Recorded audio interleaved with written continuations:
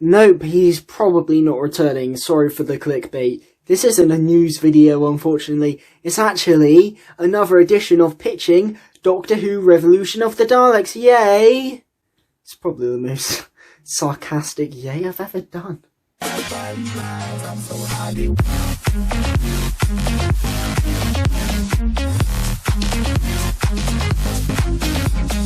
Hello guys, and welcome back to a brand new video from me, Pickles Parker Reviews. Now, at time of recording, Revolution of the Daleks is only 2 days away, and depending on how quick it takes me to edit this, it will either also be 2 days or only 1 day until Revolution of the Daleks hits our screens on New Year's Day.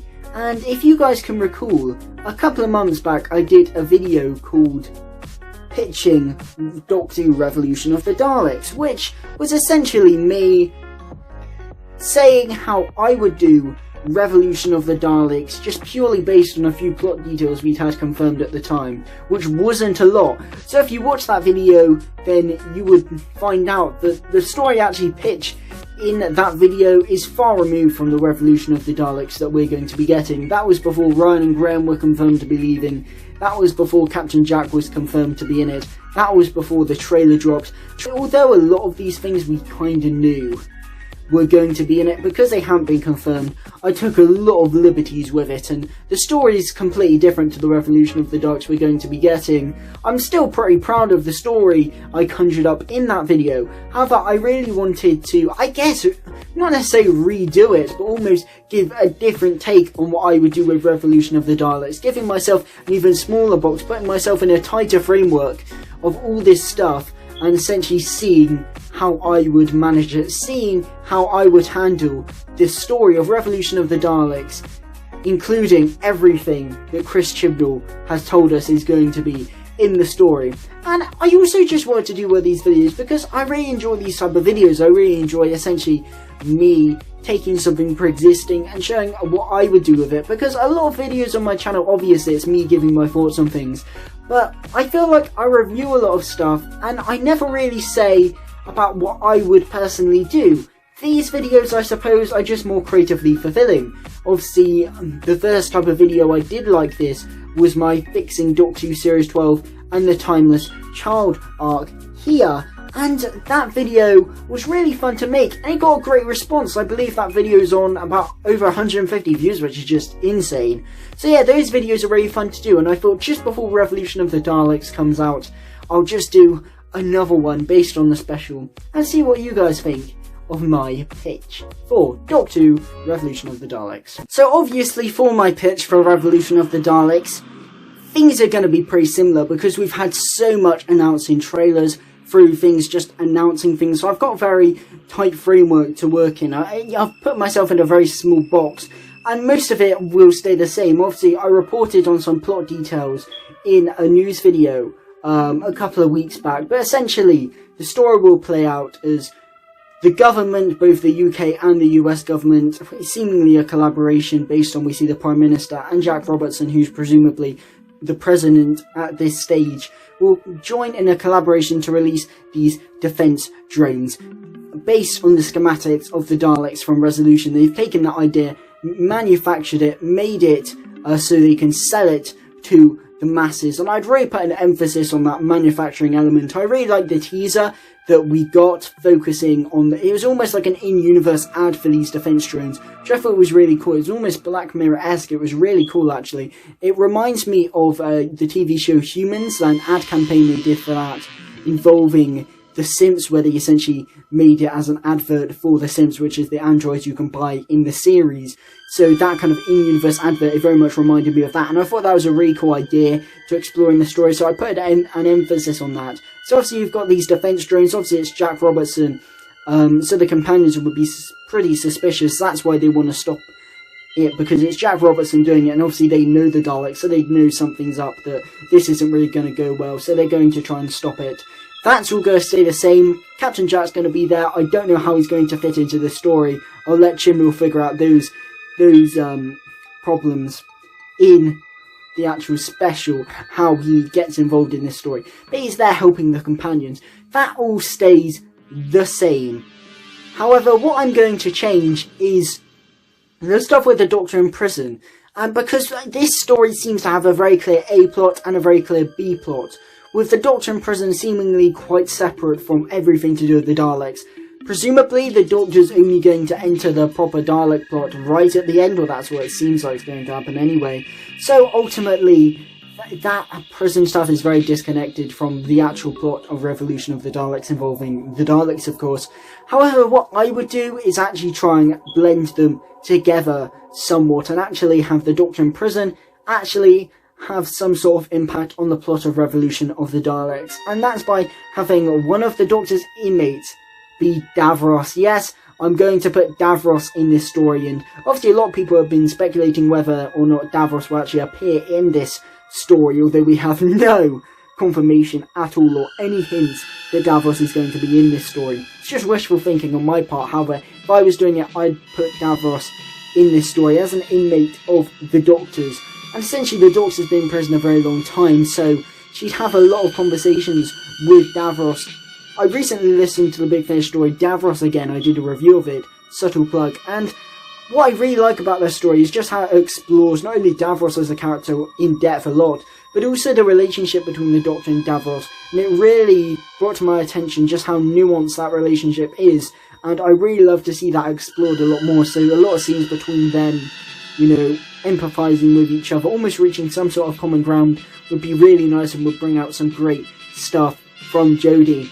And also Julian Bleach, who I'd bring back as Davros, seeing him in, once again, a vulnerable position with him in prison. He would have been tricked by the Daleks, and they would have set him up and essentially imprisoned him because they deem him as impure, and to get rid of him, they've imprisoned him after using Davros for their own ends, because obviously Davros isn't really the leader of the Daleks anymore. They are so much more of a stronger force that they can use him when they want to manipulate Davros and then just get rid of him like that. So that's how he's in prison. So he's got a vendetta against the Bronze Daleks. He wants to obviously take revenge on them, and they obviously both want to escape prison. The Doctor wants to get back to the companions. So she and Davros make an uneasy alliance and essentially put aside their differences and help each other escape from prison to get back to Earth. Obviously, on Earth you've got these manufactured Daleks, and you've also got the Bronze Daleks. We see that saucer in the trailer, and obviously these Bronze Daleks are going to come in and try and destroy the manufactured Daleks, because they deem these manufactured Daleks as impure, very similar to the Civil War that we got obviously in the 80s in stories such as Revelation of the Daleks with the Necros Daleks, and obviously in Remembrance of the Daleks with the Imperial Daleks, who are also the Necros Daleks. I don't really know why I made a distinction between the two. But we obviously saw similar things with that. We know that's going to be in that story, and I love that emphasises the racial purity of the Daleks. So why not go one step further and also have that based on Davros? That's the reason he's in prison, because they deem him as impure, and have that motivation be also why they've now moved on to these manufactured Daleks. So the Doctor and Davros would get back, and Captain Jack and the companions are combating the threat the best they can. And essentially what needs to happen is that those Daleks will recognise, those manufactured Daleks will recognise Davros as their leader, and he can take control, because they're essentially blank slates, but the only person who could truly control them is Davros. So essentially the Doctor will allow Davros to take control of that Dalek army and then destroy the Bronze faction, because these Daleks are manufactured, they're nowhere near as capable as the Bronze Daleks, but with Davros in command, they just destroy the Bronze faction. So it seems like all is good. These Daleks, these manufactured Daleks, can be deactivated. Now people know that they're not really these mechanic defense drones. The Bronze faction have been destroyed, much to Davros' delight. All seems well. No, Davros hasn't turned good. There's these Daleks with a clean slate, no prejudice towards him, no grievances because he's impure. They have a blank slate. They will follow him to the end. And he sees this power, this whole army of Daleks, under his control. And he just takes power he controls this army. He doesn't allow these Daleks to be deactivated. He uses this army for his own ends. He manipulated the Doctor, manipulated her emotions to allow him to escape from prison, to allow him to destroy the Bronze Daleks, and now he has his own army of Daleks, and then he rounds up the Doctor and the companions. He used them essentially for his own ends. He used the Doctor, and then he's going to exterminate them. He's going to save the Doctor, but he's going to exterminate the companions. He exterminates Ryan, and then Davros just escapes. He escapes with his army of Daleks. So ultimately, even though they destroyed the Bronze faction, those manufactured Daleks and Davros are still out there, and Ryan has been exterminated. Essentially, that would cause Graham to leave. He joined the TARDIS to get over his grief for Grace, but ultimately now all he will think about in the TARDIS is Ryan, so he leaves the TARDIS, leaving just the Doctor and Yaz, and the Doctor would have so much guilt on her shoulders.